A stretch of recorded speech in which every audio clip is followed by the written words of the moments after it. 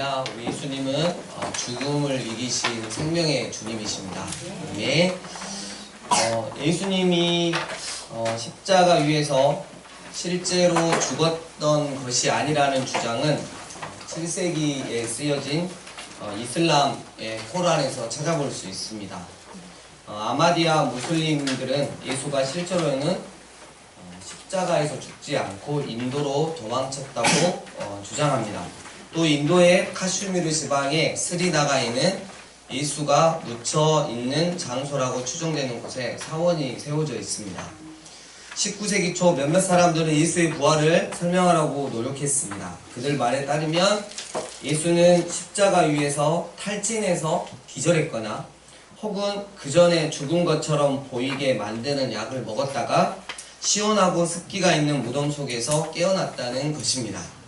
그러니까 예수가 다시 태어난 것은 기적적으로 부활한 것이 아니라 우연히 소생한 것에 불과하며 그가 살아 있었기 때문에 무덤이 비어 있었다는 겁니다.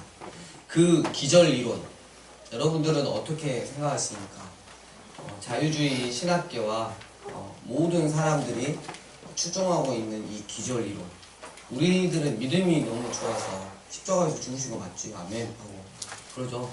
네. 근데 오늘은 이 부활이 사실이라면 입증할 수 있는 증거는 무엇일까? 그래서 제가 오늘은 예수는 역사다 이 책을 다시 재구성을 해가지고 궁금증이 엄청 많은 우리라고 이렇게 저라고 생각을 하시고, 또 한편 다른 등장인물은 아주 과학적인 엄밀함만을 가지고 이야기하는 이 알렉산더 메드럴 박사님이라고 하는 분이 있습니다.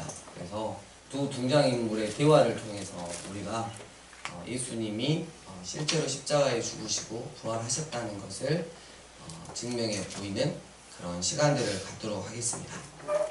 먼저 엄청 궁금증이 많은 제가 질문을 합니다. 박사님한테. 예수에게 무슨 일이 일어났는지를 설명 좀 해주시겠습니까? 대답하십니다. 최후의 만찬 다음에 일어났던 일입니다. 예수께서는 제자들과 함께 강남산, 구체적인 장소를 말하자면 겟세마네 동산에 올라가셨습니다. 그리고 아시는 것처럼 예수께서는 그곳에서 밤새도록 기도하셨습니다. 기도하시면서 예수께서는 다음날 닥쳐올 사건들을 예상하고 계셨습니다. 겪어야 할 고통이 얼마나 큰 고통이었는지를 잘 아셨기 때문에 그분은 엄청난 심리적 스트레스를 받고 있었습니다. 인간이기에 그것은 매우 자연스러운 모습이었습니다. 잠깐만요. 그 기절이론자들이 들으면 아주 즐거워하는 말씀을 하시는데요. 복음서는 그때 예수님 기도하실 때 예수님의 땀이 핏방울이 되었다고 말합니다. 하지만 그것은 상상력이 너무 지나친 나머지 잘못 쓴 것이 아닐까요? 그것은 복음서를 마태, 마가, 누가, 요한복음서를 쓴 저자들의 정확성을 의심하게 만드는 내용이 아니겠습니까? 절대로 그렇지 않습니다. 그것은 의학적으로 혈한증이라고 불리는 상태입니다. 흔히 일어나는 일은 아니지만 정신적 스트레스를 아주 심하게 받을 때 일어나는 일입니다. 사람이 심하게 고민하면 땀샘에 있는 모세관을 파괴하는 화학 성분이 몸에서 나옵니다. 그 결과로 땀샘으로 소량의 피가 들어오게 됩니다. 그리고 땀을 흘릴 때 피가 섞여서 나오는 것입니다. 많은 피가 나온다는 말은 아닙니다. 아주 작은 양입니다. 몸에 미치는 그런 다른 영향은 없습니까? 혈안증이 일어나면 피부가 매우 약해집니다. 그래서 다음날 예수께서 로마 군인들에게 채찍으로 맞으셨을 때는 피부가 극도로 민감해졌을 것입니다. 태형이라는 것에 대해서 말씀해 주시겠습니까? 로마의 태형은 무시무시하게 잔인한 형벌로 알려져 있습니다. 채찍은 보통 39개의 가닥으로 이루어져 있습니다. 하지만 채찍을 휘두르는 병사의 기분에 따라 가닥 수가 많을 때도 자주 있었습니다. 채찍은 따은 가죽으로 되어 있었고 그 안에는 쇠구슬이 박혀 있었습니다. 채찍으로 몸을 때리면 구슬들 때문에 깊은 상처나 멍이 생겼고 채찍질을 계속하면 상처난 곳이 벌어지기 시작합니다. 또 채찍에는 날카로운 뼈 조각들이 박혀 있었기 때문에 채찍질을 하면 살이 심하게 찢겨져 나갔습니다. 특히 등이 심하게 찢겨져 나가기 때문에 어떤 경우에는 척추의 일부가 드러나기까지 했습니다. 채찍질은 어깨에서부터 시작해서 그 아래에 있는 등, 엉덩이, 그리고 정강이까지 계속됩니다. 정말 끔찍했습니다. 제가 알기로는 많은 사람들이 십자가에 달리기도 전에 태형만 당하고서도 죽었습니다.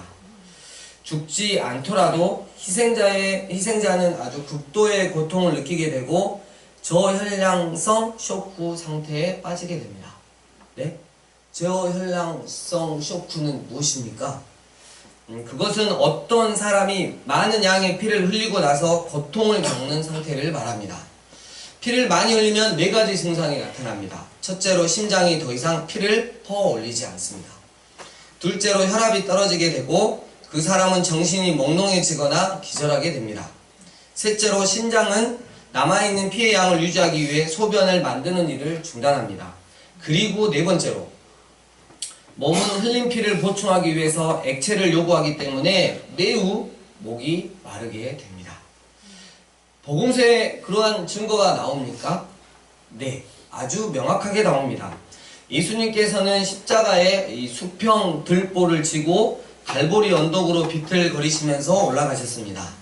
그때 예수님은 저혈량성 쇼크 상태에 있었습니다.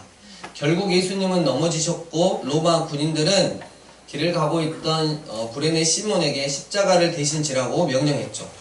그 다음으로 복음서에 보면 예수님께서 내가 목마르다 라고 말씀하시는 장면이 나옵니다. 그러자 사람들이 예수님께 신 포도주를 한 모금 드립니다. 예수님께서는 끔찍한 채찍질을 당하셨기 때문에 손과 발에 못이 박히기 전에 이미 유독한 상태에 빠져 있었습니다. 그런데 진짜 문제는 이거 아닌가? 조잡하고 느리고 다소 부정확한 사형 방식인 십자가형에 의해 사람이 죽었다는 것을 어떻게 확신할 수 있는가? 지금처럼 교수형에 처하거나 약물을 투여하거나 아니면 전기 의자에 앉혀서 사형을 집행하면 확실하겠는데. 그렇다면 예수가 처형장에 도착했을 때 무슨 일이 일어났습니까? 대답합니다. 그분은 눕혀진 후에 십자가의 가로들보 위로 팔을 뻗친 상태에서 못 박혔습니다. 이 가로들보는 십자가의 수직 기둥과는 분리되어 있었습니다. 그리고 이 수직 기둥은 땅에 단단히 고정되어 있었습니다. 못은 어떤 종류입니까? 그리고 신체의 어떤 부분에 못을 박았습니까? 로마 군인들은 18cm에서 13cm 정도 되는 끝이 가늘고 뾰족한 대못을 사용해서 손목에 박았습니다. 손목이요? 저는 손바닥에 못이 박혔다고 생각했는데요. 성화를 보면 전부 손바닥에 못이 박혀 있습니다. 사실 손바닥에 박힌 못은 예수의 십자가 처형을 나타내는 대표적인 상징이 아니겠습니까? 아닙니다. 손목에 못이 박혔습니다. 손목에 못을 박아야 손이 단단하게 고정이 됩니다. 만약 손바닥에 못이 박히면 몸무게 때문에 손바닥이 찢어져 나가서 십자가에서 떨어지게 됩니다. 그래서 손목에 못을 박았습니다. 그리고 당시 언어는 손바닥과 손목을 구별하지 않았습니다. 손목도 손바닥에 속했습니다. 또 하나 중요한 사실은 중추신경이 지나가는 위치에 못이 박혔다는 것입니다. 그 신경은 손으로 나가는 가장 큰 신경인데 못이 그곳을 내리칠 경우 완전히 파괴됩니다. 사람이 그 고통을 이겨내기란 불가능합니다. 정말로 말로 표현할 수 없는 고통이었습니다. 그래서 그들은 새로운 말을 만들어내야 했습니다. 그 단어가 바로 excruciating, 고문하다라는 말입니다. 문자적으로 해석해보면 이 단어는 십자가로부터 라는 뜻입니다. 십자가에 달려있는 동안 겪는 고통이 얼마나 심했으면 그 고통을 표현할 말이 없어서 새로운 단어를 만들어야 했겠습니까? 그런 다음 가로들보를 들어 올려서 수직 기둥에 부착시켰습니다. 예수님도 끌어 올려지셨죠. 그 다음에는 예수님의 발에 못이 박혔습니다. 또 다시 발에 있는 신경이 완전히 으깨지고 손목에 못이 박혔을 때와 비슷한 고통을 느꼈을 것입니다.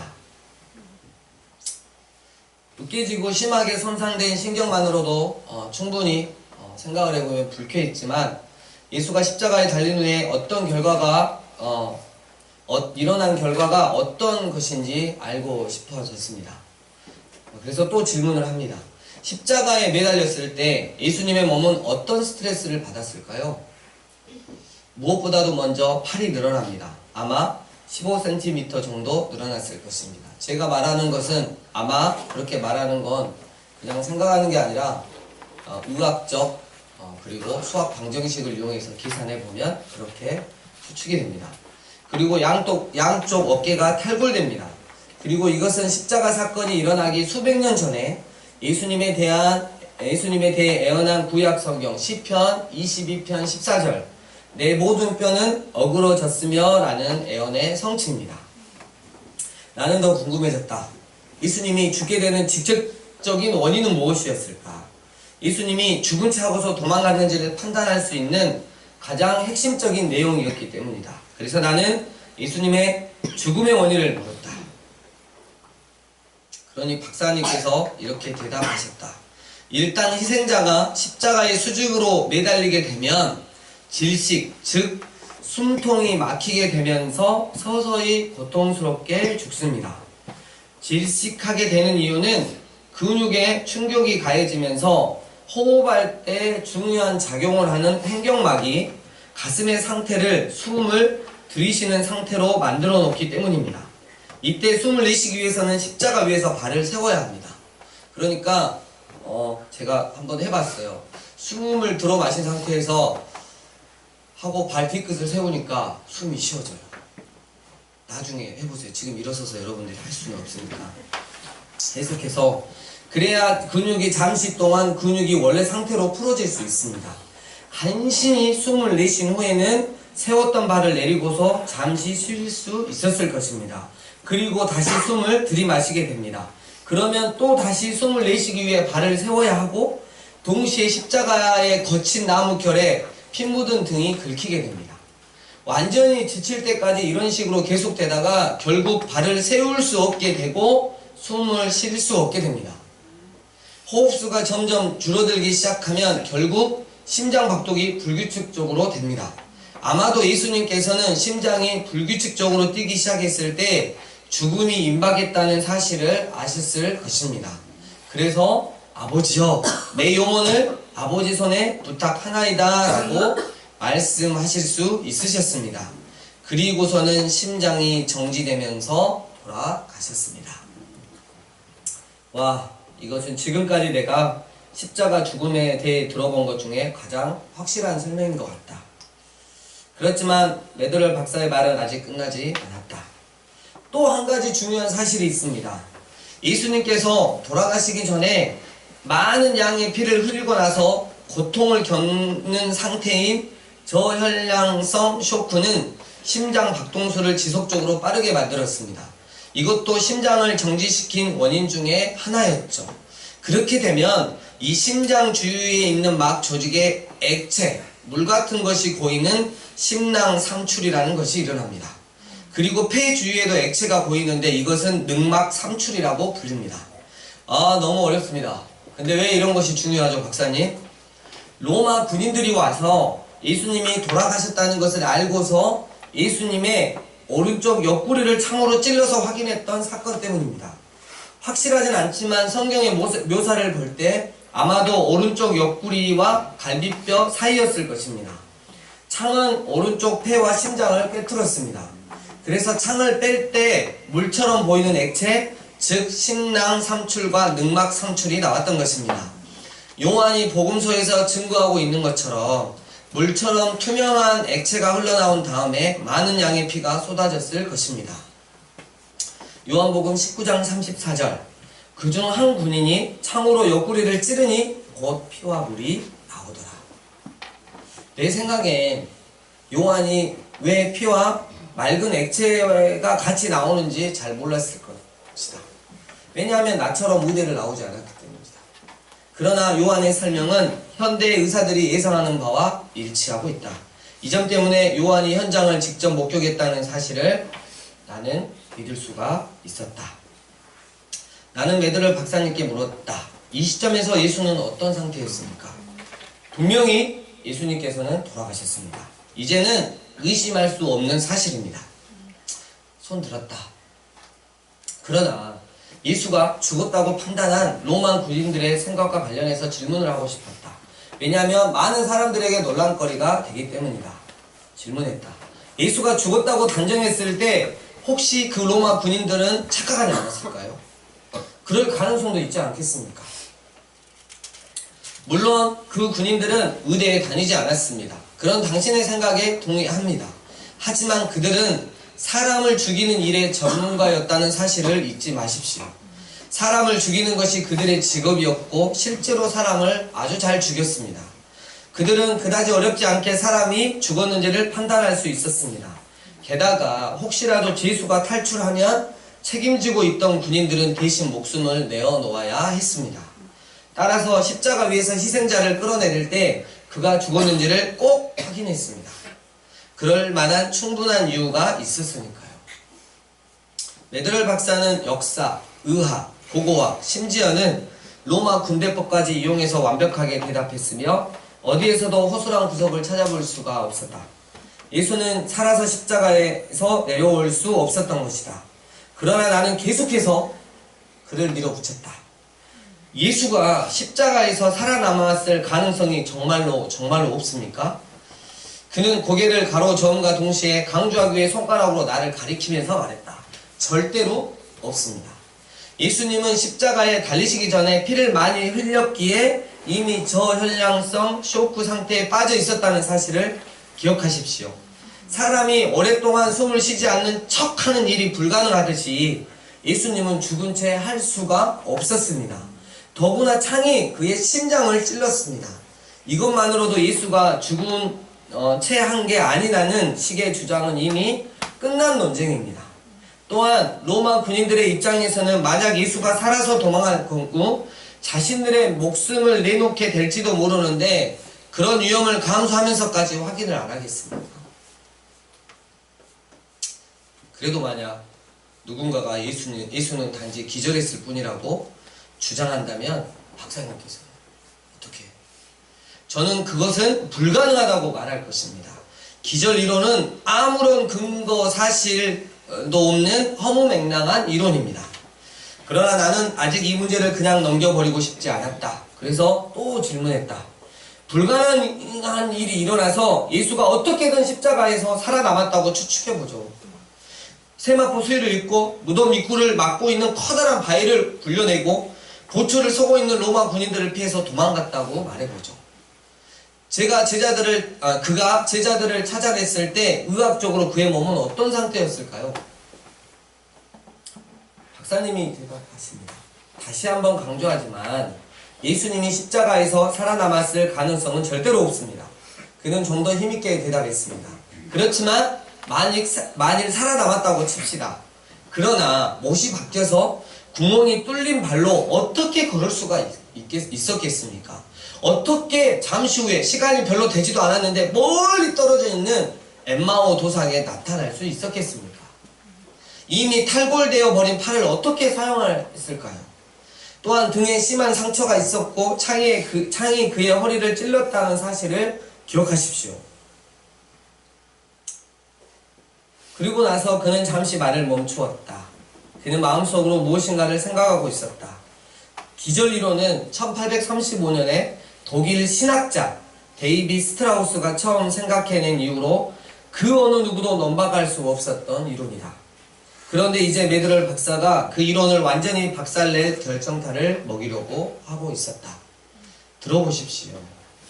그렇게 비참하고 처절한 상태에 있는 예수님을 만난 후에 밖으로 나가 예수께서는 죽음을 이기신 생명의 주님이시라고 선포할 제자는 아무도 없습니다.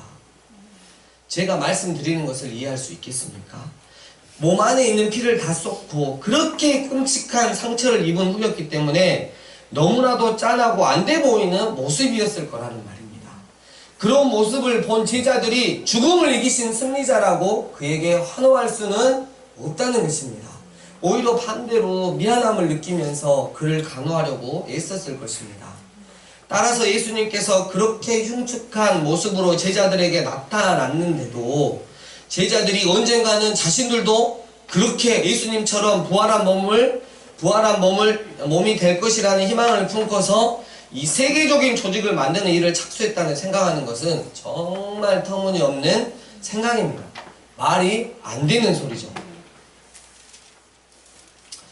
이제 마지막으로 나는 박사님의 지식이 아닌 마음의 소리를 듣고 싶었다. 박사님, 마지막으로 한 가지 물어보고 싶은 것이 있어요. 박사님의 의학적 견해나 과학적 평가가 아니라 박사님의 마음속에 있는 것에 대해 묻고 싶습니다. 예수는 일부러 가룟 유다에게 자신을 내어주었습니다. 잡힐 때 저항하지도 않았고 재판정에서 자신을 변호하지도 않았습니다.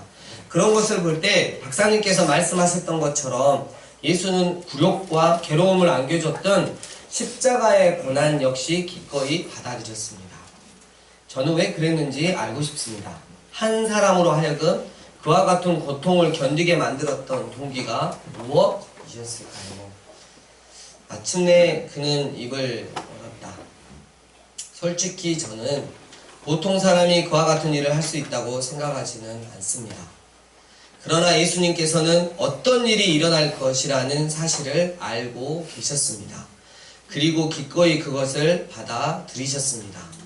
하나님께서 반역한 우리들이 받아야 할 죽음의 형벌을 대신 당하는 것만이 우리를 구원할 수 있는 유일한 방법임을 알고 계셨기 때문이죠.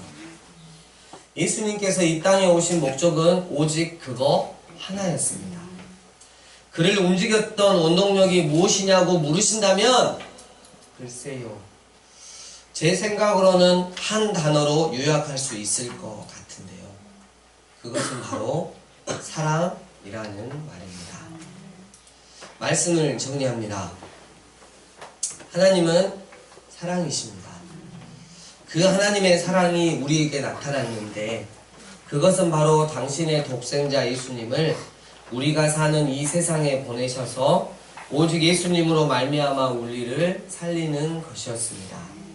하나님이 먼저 우리를 사랑하셨고 그래서 우리 죄를 속하기 위해 화목제물로 그 아들 예수를 잡아 십자가 위에서 죽이셨습니다. 그리고 3일 만에 부활시키셨습니다. 왜 부활시키셨냐고요? 우리를 대신할 죄값이 충분히 치러졌음을 알리기 위해서입니다. 부족함이 없었다는 거예요. 예수님만이 우리의 유일한 구원자임을 선포하기 위해서입니다.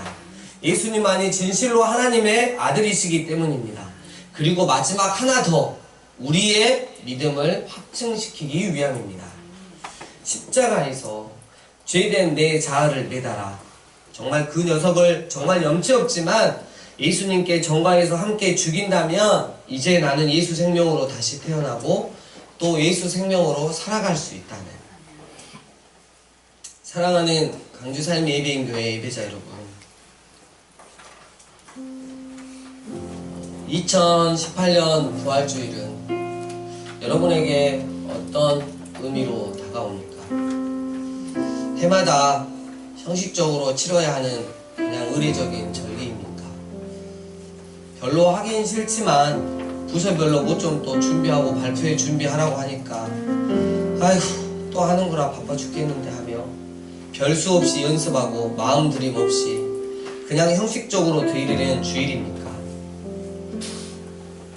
평소에 드리던 헌금에 좀 더 얹혀서 드리면 다 끝나는 부활주일입니까? 아니면 아예 영적인 감 없이 그렇게 맞이하고 계십니까? 제가 보았을 때 가장 불쌍한 사람은 복음이신 예수님을 들어보지도 못했고 때문에 만나지도 못했던 사람들이 아닌 것 같아요. 정말 불쌍한 사람은 따로 있어요. 수십 년간 교회를 다녀도 복음이신 예수님을 충분히 들었고 만났는데도 내 삶에 예수 생명으로 살아가는 능력이 전혀 없는 사람이 가장 불쌍한 사람인 것 같습니다. 예수님, 그분은 죽음을 이기신 생명의 주님이십니다. 십자가 위에서 내 죄를 대신해서 죽으시고 3일 만에 부활하셔서 새 생명을 주신 예수 때문에 내게 있는 마음과 시간과 물질과 그 어떤 헌신을 드려도 아깝지 않을 내 주님이십니다. 주님이 이만큼 주시면 우리는 그 다음 뭘 생각하냐면 주신 은혜 누리느라고 어떻게 하면 주님께 드리는 시간 줄일까 그 생각하고 있어요. 너무 아이러니하지 않아요? 이곳에 함께 예배드리는 모두는 사랑 자체이신 하나님의 은혜 안에서만 살아가시길 정말 주의 이름으로 부탁드립니다. 오직 예수 생명으로만 살아가시길, 죄된 내 자아 생명이 아니라 새 생명으로 살아가시는, 새 생명으로 살아가시는 그 능력의 현장의 삶을 여러분 보여주십시오.